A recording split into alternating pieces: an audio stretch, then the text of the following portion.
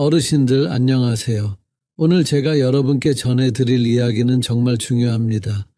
혹시 매일 드시는 올리브유가 독이 될 수 있다는 사실을 알고 계신가요? 많은 분들이 건강을 위해 올리브유를 드시고 계실 텐데 잘못된 방법으로 드시면 오히려 몸에 해가 될 수 있습니다. 저는 지난 20년간 수많은 어르신들을 만나오면서 놀라운 사실을 발견했습니다. 올리브유를 올바르게 드시는 분은 10명 중 1명도 안 된다는 것입니다. 나머지 9분은 모두 잘못된 방법으로 드시고 계십니다. 이것은 단순한 실수가 아닙니다. 생명과 직결된 심각한 문제입니다. 최근 국립보건원에서 발표한 연구 결과를 보시면 더욱 놀라실 겁니다. 잘못된 올리브유 섭취로 인해 매년 수천 명의 어르신들이 심혈관 질환으로 고생하고 계십니다. 더욱 충격적인 것은 이 중 상당수가 올리브유가 건강에 좋다고 믿고 계속 드셨다는 사실입니다. 여러분도 혹시 이런 생각을 하고 계시지 않나요? 올리브유는 무조건 몸에 좋으니까 많이 먹을수록 좋다고 말입니다. 아니면 비싼 올리브유일수록 더 건강에 좋다고 생각하고 계시나요? 이런 잘못된 상식이 바로 여러분의 건강을 위협하고 있습니다. 오늘 이 영상을 끝까지 보시면 여러분은 완전히 다른 사람이 되실 겁니다. 올리브유에 대한 모든 편견과 잘못된 정보에서 벗어나 진짜 건강한 삶을 시작하실 수 있습니다. 제가 오늘 공개할 정보는 제약회사들이 절대 알려주고 싶어 하지 않는 비밀입니다. 그런데 잠깐, 혹시 여러분 중에 이런 증상을 겪고 계신 분이 있으신가요? 올리브유를 드신 후에 속이 더부룩하거나 소화가 안 되시나요? 아니면 몸이 자꾸 무겁고 피곤하신가요? 만약 그렇다면 지금 당장 이 영상에 집중해 주십시오. 여러분의 몸이 보내는 위험 신호일 수 있습니다. 이제부터 제가 말씀드리는 내용은 의학적 정보를 포함하고 있습니다. 개인의 건강 상태에 따라 다를 수 있으니 반드시 전문의와 상담하신 후 실천해 주시기 바랍니다. 또한 현재 복용 중인 약물이 있으시다면 더욱 신중하게 접근해 주십시오. 자, 그럼 본격적으로 시작해 보겠습니다. 먼저 왜 이 문제가 이렇게 심각한지부터 말씀드리겠습니다. 올리브유 관련 문제는 단순히 배탈이나 소화불량 정도가 아닙니다. 잘못 드시면 혈관 건강에 치명적인 영향을 미칠 수 있습니다. 한국영양학회에서 2023년에 발표한 자료를 보면 충격적인 사실이 나와 있습니다. 60세 이상 어르신 중 올리브유를 부적절하게 섭취하는 분들의 혈중 콜레스테롤 수치가 정상 범위를 벗어나는 경우가 전체의 78%에 달한다는 것입니다. 이는 일반적인 식용유를 사용하는 분들보다도 높은 수치입니다. 더욱 놀라운 것은 서울대 의과대학에서 진행한 5년간의 추적 연구 결과입니다. 올리브유를 잘못된 방법으로 지속적으로 섭취한 어르신들의 심혈관 질환 발생률이 일반인보다 32%나 높았다는 것입니다. 건강을 위해 드신 올리브유가 오히려 독이 되어버린 것입니다. 그렇다면 도대체 무엇이 문제일까요? 첫 번째는 가짜 올리브유 문제입니다. 시중에 판매되는 올리브유 중 상당수가 실제로는 다른 기름과 섞인 혼합유입니다. 이런 제품들은 올리브유라는 이름만 달고 있을 뿐 실제로는 건강에 해로운 성분이 더 많이 들어 있습니다. 두 번째는 보관과 사용법 문제입니다. 올리브유는 빛과 열에 매우 민감합니다. 대부분의 어르신들이 부엌 싱크대 위나 가스레인지 근처에 올리브유를 보관하시는데 이는 올리브유를 독성 물질로 변화시키는 지름길입니다. 세 번째는 과다 섭취 문제입니다. 몸에 좋다고 해서 많이 먹으면 좋을 거라는 생각으로 하루에 서너 번씩 올리브유를 드시는 분들이 계십니다. 하지만 올리브유도 결국은 기름입니다. 과다 섭취하면 칼로리 과잉으로 이어져 비만과 각종 성인병의 원인이 됩니다. 네 번째는 조리법 문제입니다. 올리브유를 고온에서 볶거나 튀김용으로 사용하시는 분들이 많습니다. 하지만 올리브유는 발연점이 낮아 고온에서 가열하면 유해한 화합물이 생성됩니다. 이런 화합물들은 우리 몸의 세포를 손상시키고 염증을 유발합니다. 이제 실제 사례를 통해 이 문제가 얼마나 심각한지 말씀드리겠습니다. 경기도에 사시는 박모 할아버지의 이야기입니다. 올해 72세이신 박 할아버지는 3년 전부터 건강을 위해 매일 올리브유를 드셨습니다. 아침에 일어나시면 올리브유 한 스푼, 저녁 식사 후에도 올리브유 한 스푼을 그냥 드셨습니다. 텔레비전에서 올리브유가 혈관 건강에 좋다고 해서 시작하신 일이었습니다. 처음에는 별다른 증상이 없었습니다. 오히려 몸이 좀 더 가벼워진 것 같다고 느끼셨습니다. 하지만 6개월이 지나면서 이상한 증상들이 나타나기 시작했습니다. 아침에 일어나면 속이 더부룩했고 식욕도 예전만 못했습니다. 그래도 올리브유가 몸에 좋다는 믿음으로 계속 드셨습니다. 1년이 지나자 더욱 심각한 증상들이 나타났습니다. 체중이 계속 늘어났고 혈압도 높아졌습니다. 정기 건강검진에서 혈중 콜레스테롤 수치가 위험 수준까지 올라갔다는 결과를 받으셨습니다. 의사 선생님은 식단 조절이 필요하다고 하셨지만 박 할아버지는 자신이 건강한 올리브유를 드시고 있다고 생각하셨습니다. 2년이 지나자 더욱 충격적인 일이 벌어졌습니다. 어느 날 갑자기 가슴이 답답하고 숨이 차는 증상이 나타났습니다. 병원에 급히 가보니 관상동맥에 문제가 생겼다는 진단을 받으셨습니다. 의사는 즉시 혈관 조영술을 시행했고 주요 혈관 2곳이 심하게 좁아져 있다는 것을 발견했습니다. 다행히 시술을 통해 혈관을 넓히는 치료를 받으실 수 있었습니다. 하지만 의사는 박 할아버지에게 경고했습니다. 만약 조금 더 늦었다면 심각한 심근경색으로 이어질 수 있었다고 말입니다. 그제서야 박 할아버지는 자신이 드시던 올리브유에 문제가 있을 수 있다는 생각을 하기 시작했습니다. 병원에서 영양사와 상담을 받은 후에야 진실을 알게 되었습니다. 박 할아버지가 드시던 올리브유는 시중에서 파는 저가 제품이었는데 실제로는 올리브유 함량이 30%도 안 되는 혼합유였던 것입니다. 나머지는 모두 값싼 식물성 기름과 화학 첨가물로 이루어져 있었습니다. 더욱이 박 할아버지는 이 올리브유를 가스레인지 바로 옆에 보관하고 계셨습니다. 요리할 때마다 발생하는 열과 습기 때문에 올리브유가 변질되어 있었던 것입니다. 또한 하루에 2번씩 직접 드시면서 일일 권장 섭취량의 4배가 넘는 양을 섭취하고 계셨습니다. 영양사의 조언에 따라 올리브유 섭취를 중단하고 올바른 식단으로 바꾼 후 박 할아버지의 건강은 서서히 회복되기 시작했습니다. 6개월 후 혈중 콜레스테롤 수치가 정상 범위로 돌아왔고 1년 후에는 체중도 정상으로 돌아왔습니다. 지금은 올바른 방법으로 고품질 올리브유를 적정량만 드시면서 건강을 유지하고 계십니다. 박 할아버지는 지금 이렇게 말씀하십니다. 무작정 몸에 좋다는 것만 믿고 따라하면 안 된다는 것을 깨달았다고 말입니다. 올바른 지식과 정확한 방법이 얼마나 중요한지 뼈저리게 느끼셨다고 합니다. 하지만 모든 분들이 박 할아버지처럼 운이 좋으신 것은 아닙니다. 다음은 더욱 안타까운 사례입니다.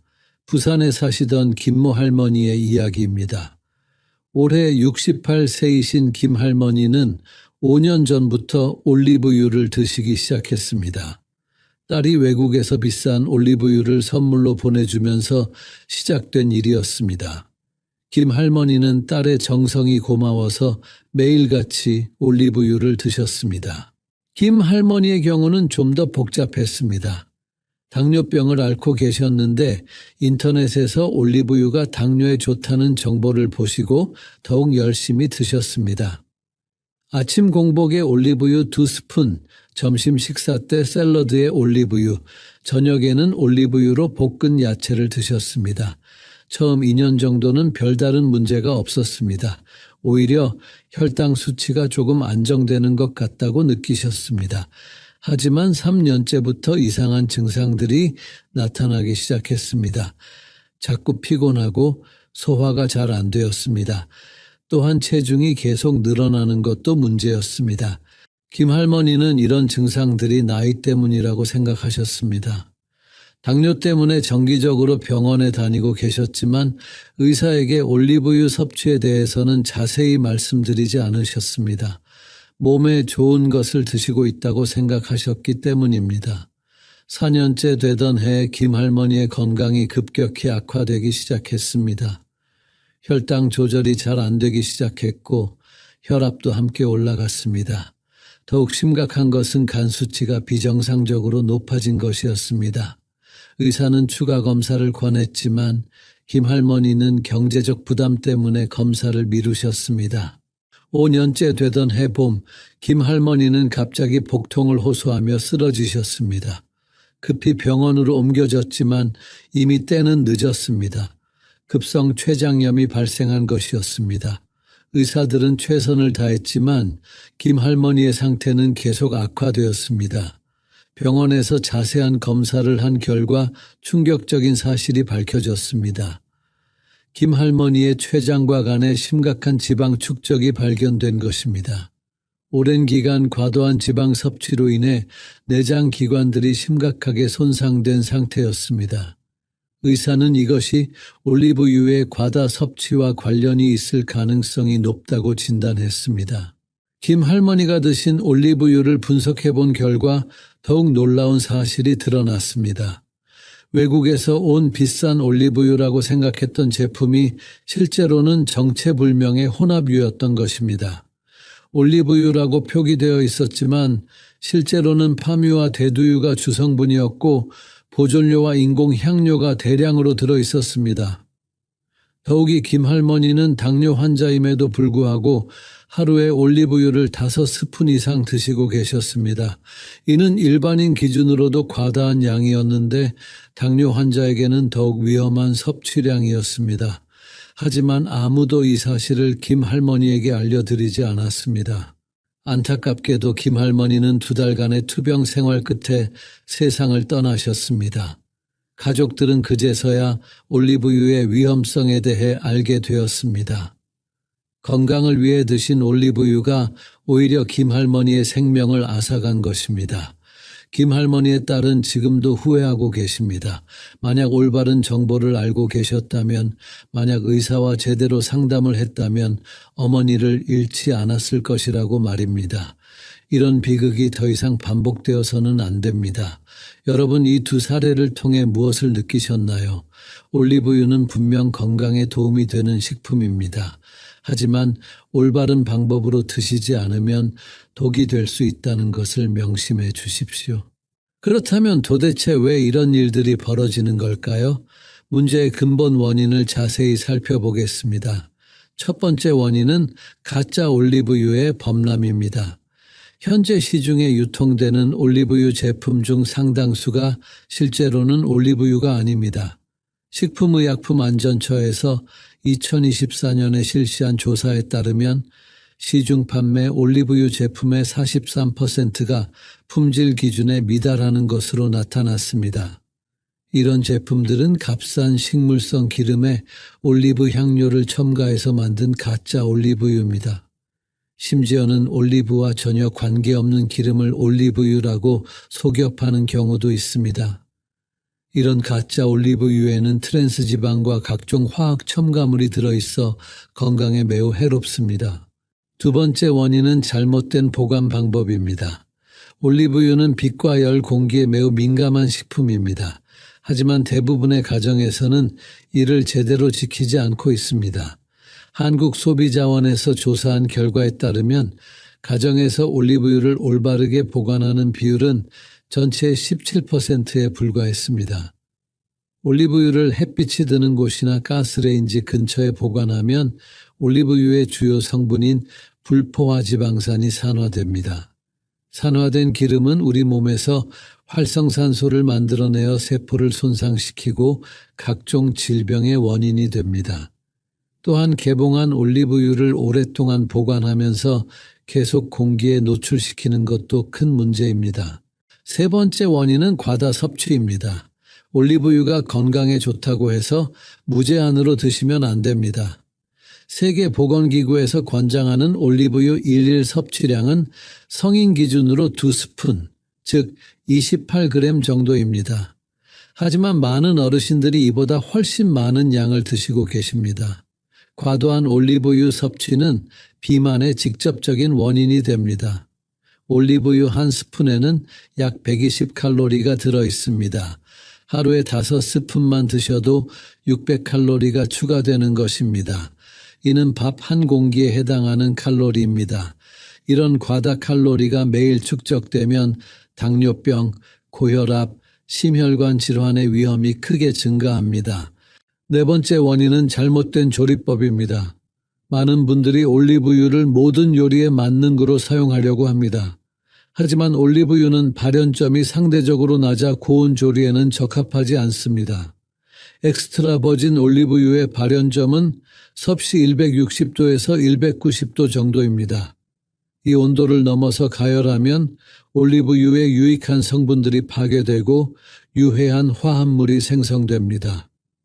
특히 아크롤레인이라는 독성 물질이 만들어지는데 이는 눈과 호흡기를 자극하고 장기적으로는 암의 위험을 증가시킬 수 있습니다. 하지만 많은 분들이 이를 모르고 올리브유로 볶음이나 튀김 요리를 하고 계십니다. 다섯 번째 원인은 개인의 건강 상태를 고려하지 않은 섭취입니다. 올리브유가 일반적으로 건강에 좋다고 해서 모든 사람에게 똑같이 좋은 것은 아닙니다. 특히 담석증이나 담낭염 환자, 급성 췌장염 환자, 심한 소화불량 환자들은 올리브유 섭취에 특별히 주의해야 합니다. 또한 항근고제를 복용하는 환자들도 주의가 필요합니다. 올리브유에 들어있는 비타민 E는 혈액 응고에 영향을 줄 수 있어 약물의 효과를 변화시킬 수 있습니다. 하지만 이런 정보들이 일반 소비자들에게는 잘 알려져 있지 않습니다. 여섯 번째 원인은 제대로 된 정보의 부족입니다. 시중에는 올리브유에 대한 잘못된 정보들이 넘쳐나고 있습니다. 인터넷이나 소셜미디어에서는 검증되지 않은 정보들이 마치 사실인 것처럼 퍼지고 있습니다. 이런 잘못된 정보를 믿고 따라하다가 건강을 해치는 경우가 많습니다. 특히 올리브유의 만병통치약식 홍보가 문제입니다. 올리브유가 모든 질병을 치료할 수 있다거나 많이 먹을수록 좋다는 식의 과장된 정보들이 어르신들을 혼란스럽게 만들고 있습니다. 이런 정보들 때문에 의학적 치료를 소홀히 하거나 잘못된 방법으로 올리브유를 섭취하는 경우가 생기고 있습니다. 지금까지 올리브유로 인한 문제들의 원인을 살펴봤습니다. 그렇다면 이제 이런 문제들을 어떻게 해결할 수 있는지 구체적인 방법들을 알려드리겠습니다. 여러분께서 꼭 기억해 두시고 실천해 주시기 바랍니다. 먼저 구독과 좋아요 버튼을 눌러주시면 더 많은 건강 정보를 받아보실 수 있습니다. 여러분의 건강한 삶을 위해 계속해서 유용한 정보들을 준비하고 있으니 꼭 구독해 주세요. 첫 번째 해결책은 진짜 올리브유를 구별하는 방법입니다. 좋은 올리브유를 선택하는 것이 모든 것의 시작입니다. 가장 중요한 것은 라벨을 꼼꼼히 확인하는 것입니다. 진짜 올리브유라면 반드시 엑스트라 버진 올리브유라고 표기되어 있어야 합니다. 그냥 올리브유나 퓨어 올리브유라고 되어 있다면 정제 과정을 거친 것으로 영양가가 많이 떨어집니다. 라이트 올리브유는 칼로리가 적다는 뜻이 아니라 맛이 연하다는 뜻이니 착각하지 마세요. 원산지도 중요합니다. 이탈리아, 스페인, 그리스, 터키 등 지중해 지역에서 생산된 제품을 선택하는 것이 좋습니다. 하지만 단순히 이탈리아에서 포장했다고 해서 이탈리아산이 아닐 수도 있으니 주의하세요. 정확한 원산지가 표기되어 있는지 확인해야 합니다. 수확 날짜와 유통기한도 확인해야 합니다. 올리브유는 수확 후 2년 이내에 소비하는 것이 좋습니다. 가능하면 수확한 해가 최근인 제품을 선택하세요. 유통기한이 너무 길게 설정된 제품은 방부제가 많이 들어있을 가능성이 있습니다. 용기도 중요한 선택 기준입니다. 진짜 좋은 올리브유는 어두운 색의 유리병이나 스테인리스 용기에 담겨 있습니다. 투명한 플라스틱 용기에 담긴 제품은 피하는 것이 좋습니다. 빛과 공기에 노출되어 품질이 떨어질 가능성이 높기 때문입니다. 가격도 하나의 지표가 될 수 있습니다. 너무 저렴한 제품은 의심해 보세요. 진짜 엑스트라 버진 올리브유는 생산 과정이 까다롭고 원가가 높기 때문에 어느 정도 가격대가 형성되어 있습니다. 500ml 기준으로 10,000원 이하의 제품은 가짜일 가능성이 높습니다. 집에서 간단하게 확인하는 방법도 있습니다. 진짜 올리브유는 냉장고에 넣으면 약간 굳어집니다. 하지만 완전히 고체가 되지는 않습니다. 만약 전혀 변화가 없거나 완전히 굳어버린다면 다른 기름이 섞여 있을 가능성이 있습니다. 맛으로도 구별할 수 있습니다. 진짜 엑스트라 버진 올리브유는 약간의 쓴맛과 매운맛이 있습니다. 목구멍을 살짝 자극하는 느낌이 드는 것이 정상입니다. 너무 순하거나 달콤한 맛이 난다면 가공된 제품일 가능성이 높습니다. 향도 중요한 단서입니다. 신선한 올리브유는 풀내음이나 과일 향이 납니다. 기름 냄새나 이상한 냄새가 난다면 산패되었거나 가짜일 가능성이 있습니다. 냄새를 맡아보고 이상하다고 느끼면 섭취하지 마세요. 인증 마크도 확인해 보세요. 유럽연합의 PDO나 PGI 인증, 유기농 인증 등이 있는 제품이 더 신뢰할 만합니다. 하지만 이런 인증도 위조될 수 있으니 공식 웹사이트에서 확인해 보는 것이 좋습니다. 두 번째 해결책은 올바른 보관 방법입니다. 아무리 좋은 올리브유라도 잘못 보관하면 독이 될 수 있습니다. 가장 중요한 것은 빛을 차단하는 것입니다. 올리브유는 서늘하고 어두운 곳에 보관해야 합니다. 부엌 선반 중에서도 햇빛이 들지 않는 곳을 선택하세요. 만약 투명한 용기에 들어있다면 어두운 상자나 천으로 감싸서 보관하는 것이 좋습니다. 온도 관리도 중요합니다. 이상적인 보관 온도는 섭씨 14도에서 18도 사이입니다. 너무 춥거나 너무 뜨거운 곳은 피해야 합니다. 특히 가스레인지 근처나 전자레인지 위에는 절대 두지 마세요. 열에 의해 올리브유가 빠르게 산패됩니다. 습도도 신경 써야 합니다. 너무 습한 곳에 보관하면 용기에 물기가 맺혀 올리브유의 품질에 영향을 줄 수 있습니다. 건조한 곳에 보관하되 너무 건조해도 용기가 변형될 수 있으니 적당한 습도를 유지하세요. 공기와의 접촉을 최소화하는 것도 중요합니다. 올리브유를 사용한 후에는 즉시 뚜껑을 꽉 닫아주세요. 공기에 노출되는 시간이 길수록 산화가 빨라집니다. 큰 용기보다는 작은 용기에 나누어 보관하는 것도 좋은 방법입니다. 개봉 후 사용 기한을 지키는 것도 중요합니다. 아무리 잘 보관해도 개봉 후 3개월 이내에 사용하는 것이 좋습니다. 냉장고에 보관하면 6개월까지도 가능하지만 가능하면 빨리 드시는 것이 좋습니다. 용기를 옮겨 담을 때도 주의가 필요합니다. 만약 다른 용기에 옮겨 담아야 한다면 어두운 색의 유리병을 사용하세요. 플라스틱 용기는 화학 성분이 올리브유로 스며들 수 있으니 피하는 것이 좋습니다. 세 번째 해결책은 적정량 섭취하는 방법입니다. 올리브유의 효능을 제대로 누리려면 적당한 양을 섭취해야 합니다. 일반 성인의 경우 하루에 2스푼, 즉 28g 정도가 적당합니다. 이는 약 250칼로리에 해당합니다. 하지만 개인의 건강 상태와 활동량에 따라 조절해야 합니다. 특히 당뇨병이나 고혈압 환자는 의사와 상담 후 섭취량을 정하는 것이 좋습니다. 한 번에 많이 드시지 말고 하루 섭취량을 나누어 드세요. 아침에 1스푼, 저녁에 1스푼 이런 식으로 나누어 드시는 것이 소화에도 좋고 흡수율도 높습니다. 공복에 바로 드시기보다는 식사와 함께 드시는 것이 좋습니다. 올리브유를 직접 드시기보다는 요리에 활용하는 것을 권합니다. 샐러드 드레싱으로 사용하거나 빵에 발라 드시는 것이 좋습니다. 직접 드실 때는 반드시 물과 함께 드시고 위장이 약한 분들은 식후에 드시기 바랍니다. 다른 지방 섭취량도 함께 고려해야 합니다. 올리브유를 드시는 날에는 다른 기름 사용을 줄이세요. 견과류나 아보카도 같은 지방이 많은 음식도 적당히 조절해야 합니다. 전체 지방 섭취량이 과도하면 올리브유의 좋은 효과도 상쇄됩니다. 체중 변화를 주기적으로 확인하세요. 올리브유를 드시기 시작한 후 체중이 계속 늘어난다면 섭취량을 줄이거나 다른 칼로리를 조절해야 합니다. 건강한 체중 유지가 올리브유 섭취보다 더 중요합니다. 개인의 소화 능력도 고려해야 합니다.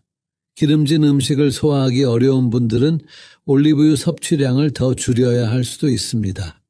복통이나 설사 같은 증상이 나타나면 즉시 섭취를 중단하고 의사와 상담하세요. 네 번째 해결책은 올바른 사용법입니다. 올리브유의 특성을 이해하고 적절하게 사용하는 것이 중요합니다. 가장 좋은 사용법은 생으로 드시는 것입니다.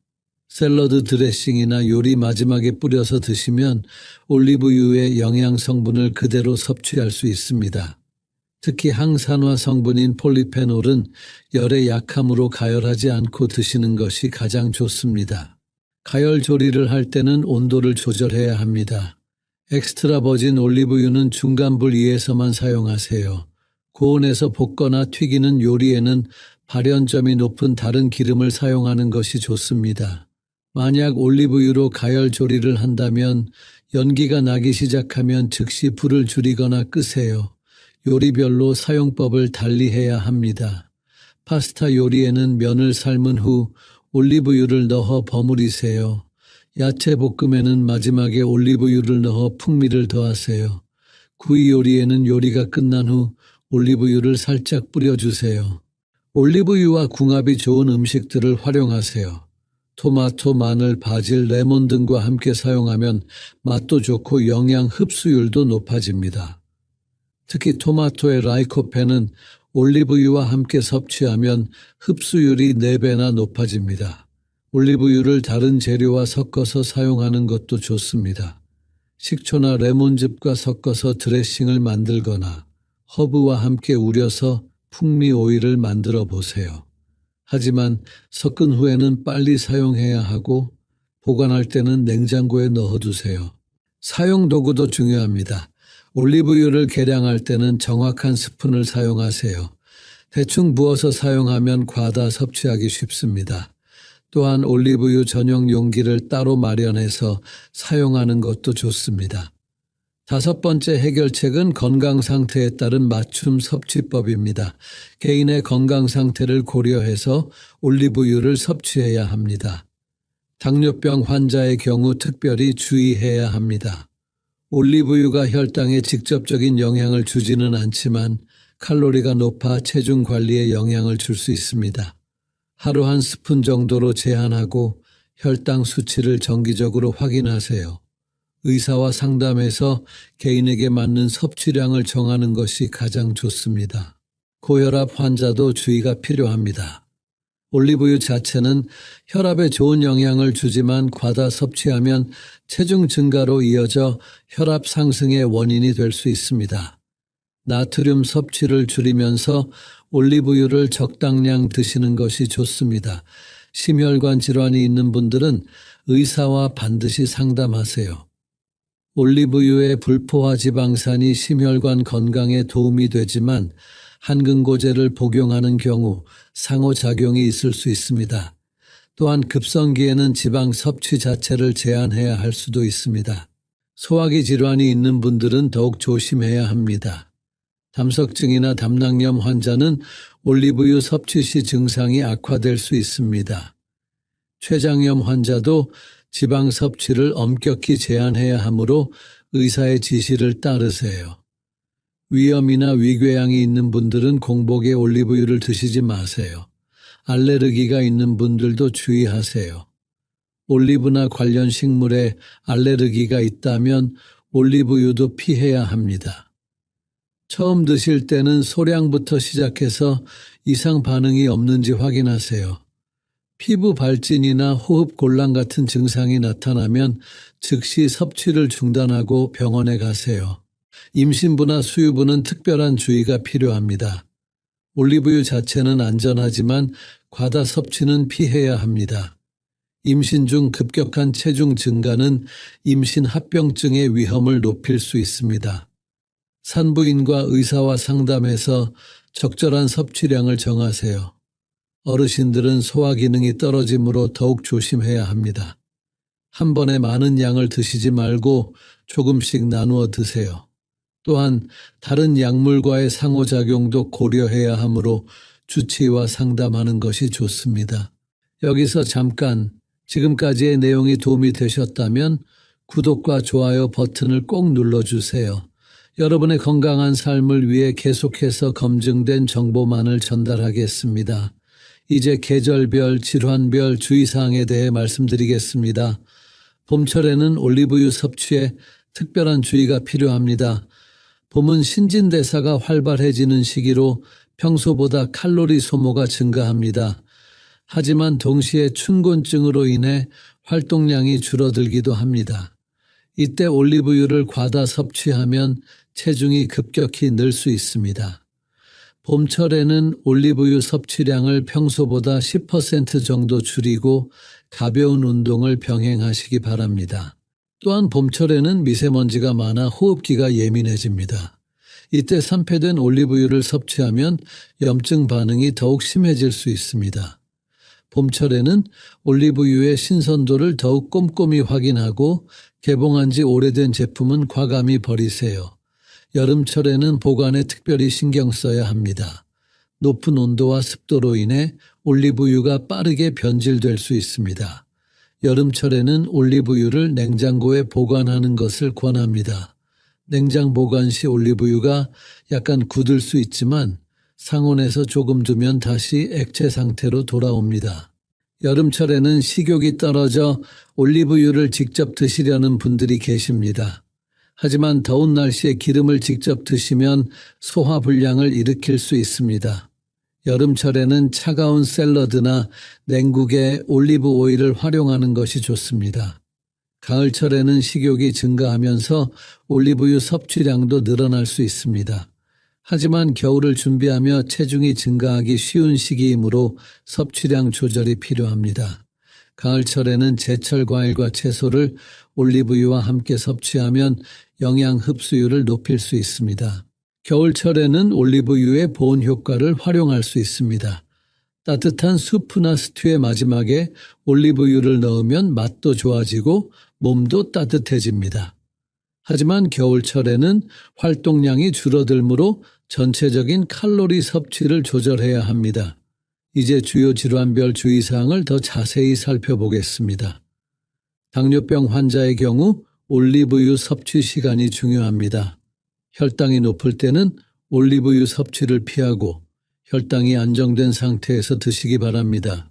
또한 인슐린 주사 시간과 올리브유 섭취 시간을 조절해야 합니다. 의사와 상담해서 개인에게 맞는 섭취 계획을 세우세요. 고혈압 환자는 나트륨 섭취를 줄이면서 올리브유를 활용할 수 있습니다. 소금 대신 올리브유와 허브를 사용해서 음식의 맛을 내면 혈압 관리에 도움이 됩니다. 하지만 혈압약을 복용 중이라면 의사와 상담 후 섭취하세요. 심장병 환자는 올리브유의 오메가3 지방산이 도움이 될 수 있습니다. 하지만 급성기에는 모든 지방 섭취를 제한해야 할 수 있으므로 의사의 지시를 따르세요. 또한 한근고제를 복용하는 경우 올리브유의 비타민 K가 약물 효과에 영향을 줄 수 있습니다. 간 질환 환자는 특별히 주의해야 합니다. 지방간이 있는 경우 올리브유 섭취가 증상을 악화시킬 수 있습니다. 간경화나 간염 환자도 지방대사에 문제가 있을 수 있으므로 의사와 상담 후 섭취하세요. 신장질환 환자도 조심해야 합니다. 신장 기능이 떨어진 경우 지방대사 산물의 배출이 어려울 수 있습니다. 또한 칼륨 제한이 필요한 환자는 올리브유와 함께 섭취하는 음식들도 주의해야 합니다. 약물 복용 시 주의사항도 알아두세요. 한근고제인 와파린을 복용하는 경우 올리브유의 비타민 K가 약물 효과를 떨어뜨릴 수 있습니다. 또한 당뇨약을 복용하는 경우 올리브유로 인한 체중 변화가 약물 효과에 영향을 줄 수 있습니다. 혈압약을 복용하는 경우에도 주의가 필요합니다. 올리브유 자체는 혈압을 낮추는 효과가 있어 약물과 함께 복용하면 혈압이 과도하게 떨어질 수 있습니다. 정기적으로 혈압을 측정하고 이상이 있으면 의사와 상담하세요. 이제 여러분들이 자주 묻는 질문들에 대해 답변 드리겠습니다. 첫 번째 질문은 올리브유를 언제 드시는 것이 가장 좋은가입니다. 일반적으로는 식사와 함께 드시는 것이 좋습니다. 공복에 드시면 위장에 부담을 줄 수 있고 식후에 바로 드시면 소화에 방해가 될 수 있습니다. 가장 좋은 시간은 식사 중간이나 식사 직후입니다. 아침 식사와 함께 드시면 하루 종일 에너지를 공급받을 수 있습니다. 하지만 아침에 위장이 예민한 분들은 점심이나 저녁 식사 때 드시는 것이 좋습니다. 잠자리에 들기 3시간 전에는 올리브유 섭취를 피하세요. 두 번째 질문은 올리브유와 함께 먹으면 안 되는 음식이 있는가입니다. 일반적으로는 대부분의 음식과 잘 어울리지만 몇 가지 주의할 점이 있습니다. 우선 다른 기름진 음식과 함께 드시면 전체 지방 섭취량이 과도해질 수 있습니다. 견과류, 아보카도, 치즈 같은 지방이 많은 음식과 함께 드실 때는 양을 조절하세요. 또한 유제품과 함께 드실 때도 주의가 필요합니다. 올리브유와 유제품을 함께 섭취하면 일부 사람들에게는 소화불량을 일으킬 수 있습니다. 특히 유당불내증이 있는 분들은 더욱 조심하세요. 매운 음식과 함께 드실 때도 주의하세요. 올리브유가 캡사이신의 자극을 더욱 강하게 만들 수 있어 위장에 부담을 줄 수 있습니다. 매운 음식을 드실 때는 올리브유 양을 줄이거나 물을 충분히 드시세요. 세 번째 질문은 올리브유를 얼마나 오래 보관할 수 있는가입니다. 개봉하지 않은 올리브유는 제조일로부터 2년 정도 보관할 수 있습니다. 하지만 개봉 후에는 3개월 이내에 사용하는 것이 좋습니다. 냉장 보관하면 6개월까지도 가능하지만 맛과 향이 떨어질 수 있습니다. 올리브유가 상했는지 확인하는 방법도 알아두세요. 냄새를 맡아보고 이상한 냄새가 나거나 맛이 쓰거나 시큼한 맛이 난다면 버리세요. 또한 색깔이 탁해지거나 침전물이 생겼다면 품질이 떨어진 것입니다. 보관 중에 올리브유가 굳는 것은 정상입니다. 냉장고에 보관하면 약간 굳을 수 있지만 상온에 두면 다시 액체 상태로 돌아옵니다. 이는 품질에 문제가 있는 것이 아니니 걱정하지 마세요. 네 번째 질문은 올리브유로 요리할 때 주의할 점이 무엇인가입니다. 가장 중요한 것은 온도 조절입니다. 엑스트라 버진 올리브유는 중간 불 위에서만 사용하세요. 강한 불에서 가열하면 연기가 나면서 유해 물질이 생성됩니다. 올리브유로 볶음 요리를 할 때는 재료를 먼저 볶은 후 마지막에 올리브유를 넣는 것이 좋습니다. 이렇게 하면 올리브유의 영양 성분을 보존하면서도 풍미를 더할 수 있습니다.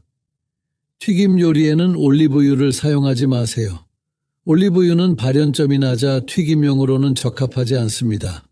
대신 포도씨유나 현미유 같은 발연점이 높은 기름을 사용하세요. 오븐 요리에 올리브유를 사용할 때는 온도를 섭씨 180도 이하로 설정하세요. 그보다 높은 온도에서는 올리브유가 변질될 수 있습니다. 지금까지 올리브유의 위험성과 올바른 사용법에 대해 자세히 말씀드렸습니다. 이제 오늘 배운 내용을 정리해 보겠습니다. 첫째, 진짜 올리브유를 구별하는 것이 가장 중요합니다. 엑스트라 버진 올리브유를 선택하고 원산지와 제조일을 확인하세요. 너무 저렴한 제품은 피하고 어두운 용기에 담긴 제품을 선택하세요. 둘째, 올바른 보관법을 지키세요. 서늘하고 어두운 곳에 보관하고 개봉 후에는 3개월 이내에 사용하세요. 냉장고 보관도 좋은 방법입니다. 셋째, 적정량을 지켜서 드세요. 하루 2스푼 이내로 제한하고 한 번에 많이 드시지 마세요. 개인의 건강 상태에 따라 섭취량을 조절하고 필요하면 의사와 상담하세요. 이제 일주일 도전 과제를 제시해 드리겠습니다. 오늘부터 일주일 동안 올바른 올리브유 사용법을 실천해 보세요. 첫날에는 집에 있는 올리브유를 점검해 보세요. 라벨을 확인하고 보관 상태를 점검하세요. 품질에 문제가 있다면 과감히 버리고 새로 구입하세요. 둘째 날부터는 정확한 양을 측정해서 드세요. 스푼으로 정확히 재서 하루 2스푼을 넘지 않도록 하세요. 언제 얼마나 드셨는지 기록해 두시면 더욱 좋습니다. 셋째 날에는 올리브유를 활용한 건강한 요리를 해보세요. 샐러드 드레싱을 만들거나 빵에 발라 드셔보세요. 고온 조리는 피하고 생으로 드시는 것에 집중하세요. 넷째 날에는 보관법을 점검해 보세요. 올리브유가 적절한 곳에 보관되어 있는지 확인하고 필요하면 보관 장소를 바꿔보세요. 뚜껑이 잘 닫혀 있는지도 확인하세요. 다섯째 날에는 몸의 변화를 체크해 보세요. 소화는 잘 되는지, 컨디션의 변화는 없는지 확인해 보세요. 이상 증상이 있다면 섭취를 중단하고 의사와 상담하세요. 여섯째 날에는 가족이나 주변 분들과 정보를 공유해 보세요. 오늘 배운 내용을 알려드리고 함께 건강한 올리브유 사용법을 실천해 보세요. 일곱째 날에는 일주일간의 경험을 정리해 보세요. 어떤 변화가 있었는지, 어떤 점이 어려웠는지 생각해 보시고 앞으로의 계획을 세워 보세요. 이 일주일 도전을 통해 여러분은 올리브유에 대한 올바른 습관을 기를 수 있을 것입니다. 작은 변화가 큰 건강 개선으로 이어진다는 것을 기억하세요. 마지막으로 다음 주에 공개할 내용을 미리 알려드리겠습니다. 다음 주에는 많은 분들이 궁금해하시는 견과류의 숨겨진 위험성에 대해 다룰 예정입니다. 하루에 몇 개까지 먹어도 되는지, 어떤 견과류가 오히려 독이 되는지, 견과류로 인한 알레르기를 예방하는 방법은 무엇인지 자세히 알려드리겠습니다. 특히 아몬드와 호두의 놀라운 비밀, 그리고 시중에 판매되는 견과류 제품 중 피해야 할 제품들에 대해서도 공개할 예정입니다. 여러분의 건강을 지키기 위한 필수 정보이니 구독 버튼을 누르시고 알림 설정도 해두세요. 오늘 영상이 도움이 되셨다면 좋아요 버튼도 꼭 눌러주시고 댓글로 여러분의 경험이나 궁금한 점을 남겨주세요. 모든 댓글을 확인하고 답변 드리겠습니다. 마지막으로 중요한 의료고지 사항을 다시 한번 말씀드리겠습니다. 오늘 말씀드린 모든 내용은 일반적인 건강 정보이며 개인의 건강 상태에 따라 다를 수 있습니다. 특별한 질환이 있거나 약물을 복용 중이신 분들은 반드시 전문의와 상담하신 후 실천하시기 바랍니다.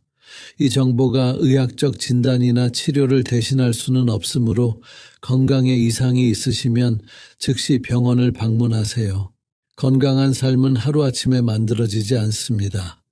오늘부터 작은 변화를 시작해서 꾸준히 실천하시면 분명 좋은 결과가 있을 것입니다. 여러분의 건강한 노년을 위해 항상 정확한 정보를 전달하겠습니다. 다음 주에 더 유용한 정보로 찾아뵙겠습니다. 감사합니다.